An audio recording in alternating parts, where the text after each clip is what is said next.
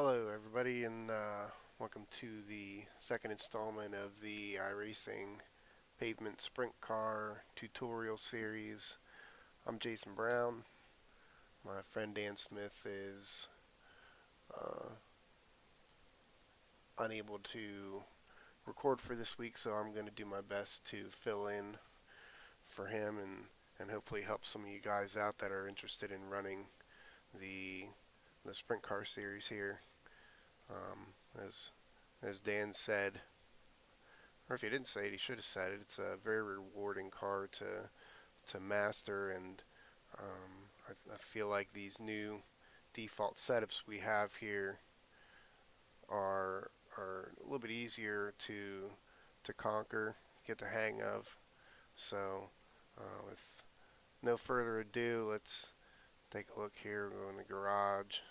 Usually I already have it loaded up, but just to make sure that we got same thing you guys have available to you here. We'll choose a Stafford setup. Open, click done. Then when I have session set up here is late afternoon like we're going to have this week. And I set it up for default weather, 20% track usage. You have to adjust it a little bit here or there if your weather conditions are, depending on if you end up in a colder room or a hotter room, you might want to loosen it up a little bit or tighten it up a little. And really it's not going to take a whole lot. Air pressure is at the most. So here we are. I'm not very good here per se, but at the very least, hopefully I can give you guys an idea of how to get around the track. Now it takes a lap or two for these tires to come in. Before then they're a little bit unpredictable. You can definitely overpower the track, so you just kind of want to roll into it a little bit and take it easy in the first turn here. Anytime you're driving the car here, you really want to manage your wheel spin. You overheat the tires, you're really going to end up with some problems, so you want to take care of your tires. Now these setups in general, and this applies to just about any track you're going to go to, most tracks, set up a little bit on the tight side and really lend well to diming the turns off, kind of like drag racing. If you just split the track in half and keep your momentum up, you don't want to scrub off too much speed, and just set yourself up for a good exit and get a good bite. Like I said, pay attention to your sounds from your tires, that you're not getting too much wheel spin. You'll notice, because the car will start wandering around the track, and that's when most guys are going to find themselves in trouble. Car should feel planted in the back and just be smooth.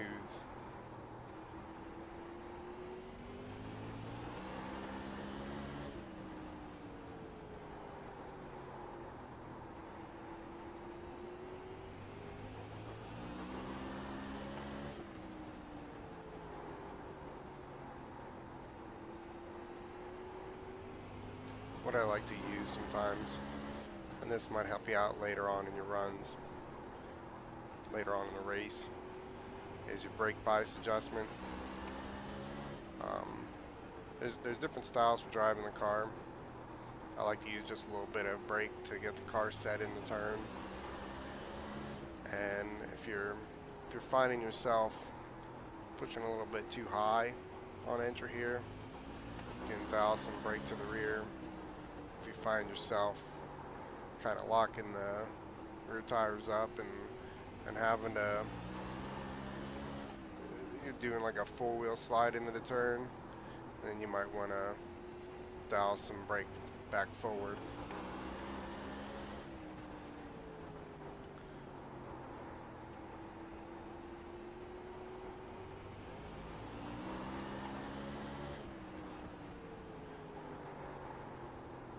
So you can see we're running consistent laps somewhat. Get into a groove here. It's hard to get in a groove while I'm talking.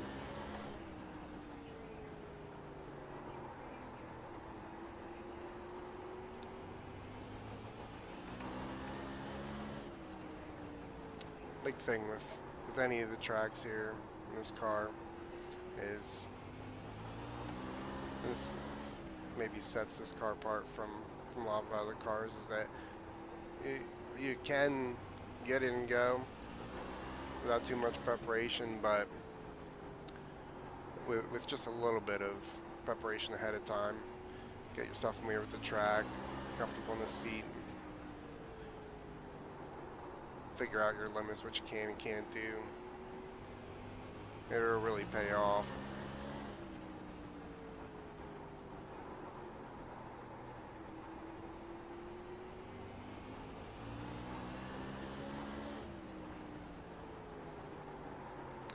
Some guys like to set their cars up a little bit differently.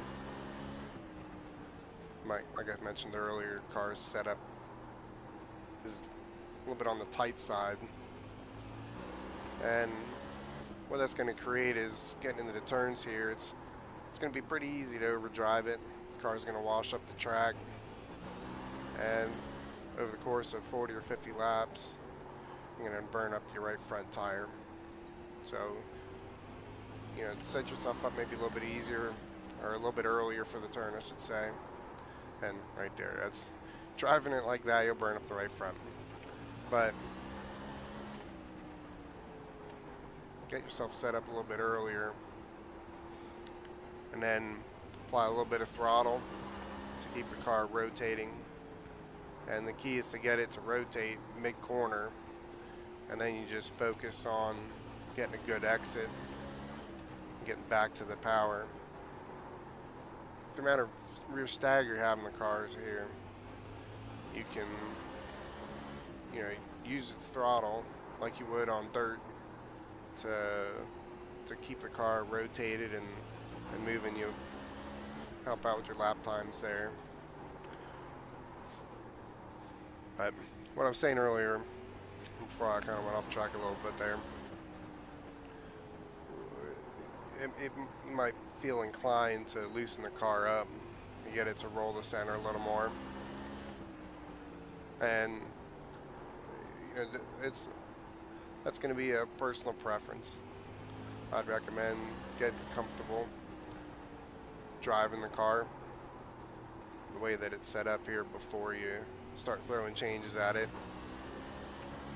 Find some lap times that are competitive to, I would say, maybe, you know, mid-pack, and then start breaking down your turns where you think you might be able to find a little bit of speed, you know, help you roll the centers a little. You loosen it up a little bit, maybe with a small cross weight change, and raise the right rear a little bit.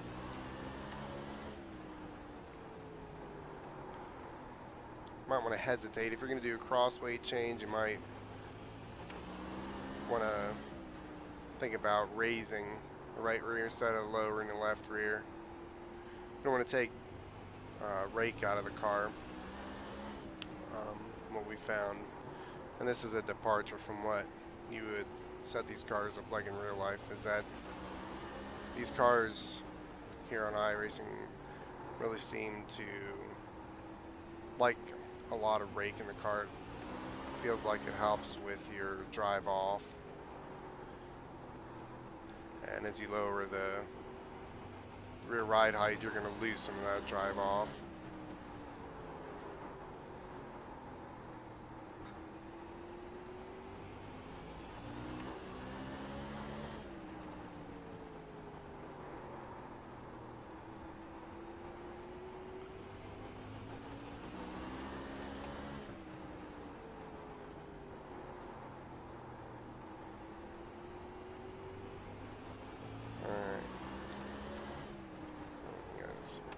Idea for Stafford here. Next week we're going to be at Richmond, so I'm going to take a second here and to load up Richmond and take a few laps around there. Alright, we're back here. This time I got Richmond loaded up, and what I did to set up this session, I've actually went back in history and looked at the last time we visited Richmond, which was 2017 season 2, and I set up my weather conditions to be the same as what they were during that race session, just to get an idea for where we stand in lap times. And I turned a few laps real quick outside of the video here, and admittedly I'm slow. So I don't suspect that that's the set. It could very well be my line. So you're going to have to run some practice, try to find what works for you, find what's fast, follow somebody that's fast, either, driving behind them, or go to cockpit view, see if you can pick up where they're running and try to mimic that, and that can help you with finding speed. But anyways, going to the garage here, and there's a few things I want to point out in the setup here. What I notice is that this track, compared to Stafford, is very difficult to get the power down. So on all these setups, the new default setups for this season, it's all basically the same setup. I think if you looked at the video from Oxford Plains, Dan mentioned that they're all the same setup with very minor adjustments with just a gear change. Here we got 412 in it right now, and a stagger change. And this is the big difference right here. If you go to notes, I've got all the changes listed out here. So Richmond, instead of having, I want to say it's 2 inches of stagger out, you'd have to see what Stafford says, but we're down to 1.5 inches of stagger, and you'll see why once we get out on the track here, why I took a little bit of stagger out of it. And it also, you're also going to see what I was talking about with tire spin. And if you have force feedback, you can get an idea for what the car is doing. But another big indicator is listening to the tires. What you're losing with sim racing is that you don't have the seat of the pants feel to know what the car is doing. So you have to rely on what iRacing did was they have the tires producing a sound to give you an idea for what the car is doing. So key in on the tire sounds, and right now we have just kind of a scrubbing kind of sound you can hear, right? There's nothing wrong with that. That's grip, and we're going to give it a lap or two here to warm it up. But the biggest spot that I noticed in a little bit of testing was here in the backstretch. It's very difficult to get the power down, and you want to listen to what your tires are doing as you apply power. And if they start screaming at you, back it off a little bit. Sometimes you get a little bit of a heads up from the way that what the tires are sounding like, that you need to either maintain throttle or back it off a little bit. But if you stay in it when they're screaming, you're gonna put it in the wall. So just listen to what it's doing here. I'm gonna shut up so you can listen to the tires. Listen to the tires and take a look at what my throttle pedal is doing here. Give me an idea for what I'm doing to manage rear wheel speed here.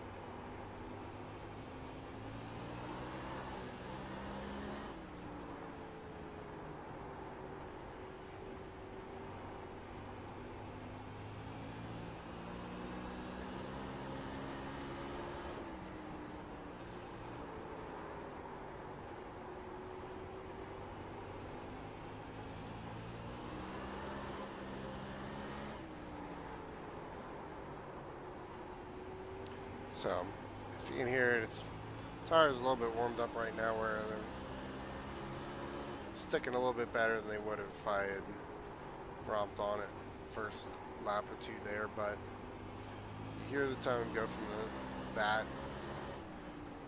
It's more of a squealing sound than a scrubbing sound. That's when you want to be really careful what you're doing. What will happen a lot of times in this car, when it steps out, you spin your tires, and it usually happen right there. It's going to tend to go to the right. Going to drive you into the outside wall.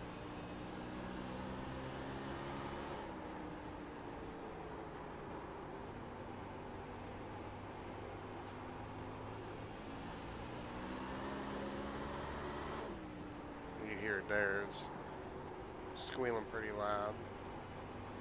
I stayed in it. How lucky. Next time around, might not get so lucky. We'll try to get in a little bit earlier here, coming off the turn, and get more wheel speed to give you an idea what I'm talking about. That right there.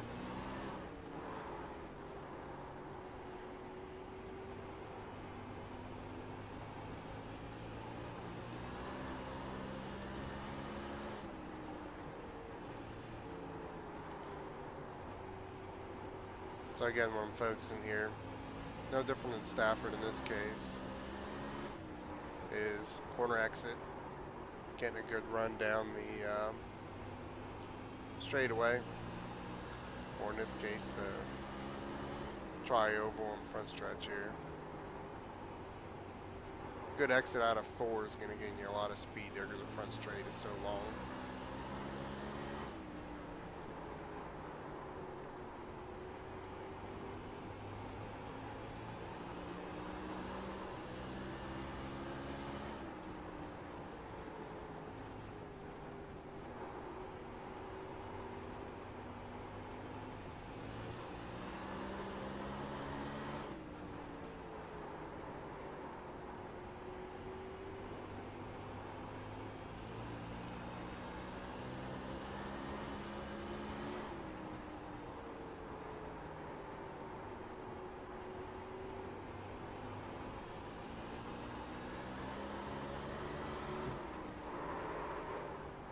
So right there, I definitely over drove it down a straightaway there. Just trying to get a little greedy with the throttle.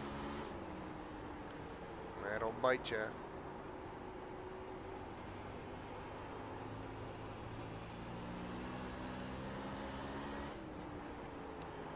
I'd really like to get a better exit here off of 4.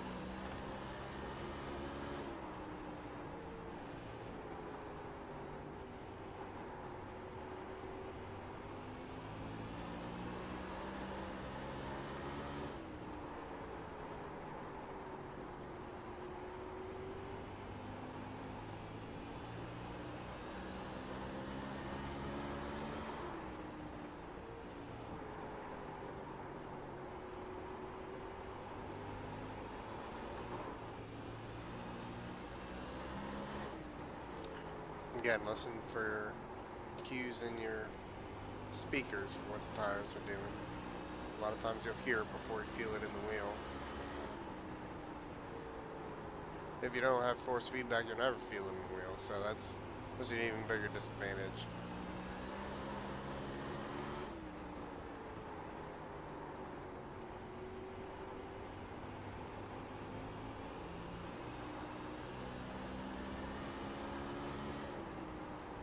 So that's Richmond.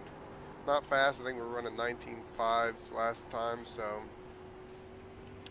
we're about a second off. But get out on track. You know, follow some of the guys that are fast. Figure out where they're gaining speed at, and see what you can do to mimic that. Follow the fast guys and do what they do, and good chance you're going to find some speed along with them. So stop the car here and wrap it up. So hope to see you guys in the iRacing official Pavement Sprint Car Series here in the next 2 weeks. Hope to have Dan back soon, because he does a really good job on these videos. I've got big shoes to fill here, so hope to see you back soon, Dan, and hope this was a help for you guys. If you've got any questions, send me a private message on the iRacing forums. I'm Jason Brown 5, and be more than willing to help you out any way I can. So thanks for watching. Good luck.